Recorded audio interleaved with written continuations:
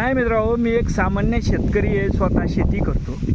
पण जे मुंडे साहेबांना जे काम चाललेलं आहे ना महाराष्ट्रामध्ये आता, त्यातले त्या दुधामधलं ते भेसळ जे पाहायचं काम केलं ना ते, की त्यांनी दूध डेऱ्यावर याच्यावर सगळ्यावर धाडी टाकावं. कारण त्यांना काय होईल मित्रांनो, की आपल्या शेतकऱ्याला 100 ते 125 रुपये लिटर दुधाला भाव मिळेल. आणि परत तुम्हाला सांगतो शेतकरी मित्रांनो, हे सगळं आपल्यामुळं होतं. आपण गप्प बसतो म्हणून या गोष्टी होतात, लक्षात घ्या.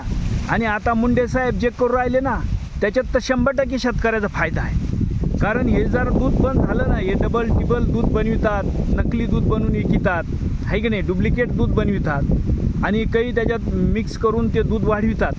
आणि हे जर बंद झालं, भेसळयुक्त जर बंद झालं ना, तर 100% शेतकऱ्याच्या दुधाला जादा मागणी येईल आणि 100 ते 125 रुपये लिटर भाव आपल्याला मिळेल.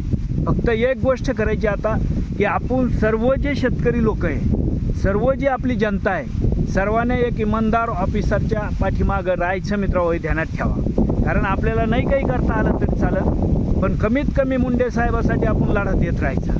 कारण त्यांची बदलीच होऊन द्यायची नाही आता. आणि जर केली तर चौकट रस्ता रोको चक्के जाम करायचे आणि डायरेक्ट रस्त्यावर उतरायचे मित्रांनो. चला, जय जवान जय किसान जय महाराष्ट्र.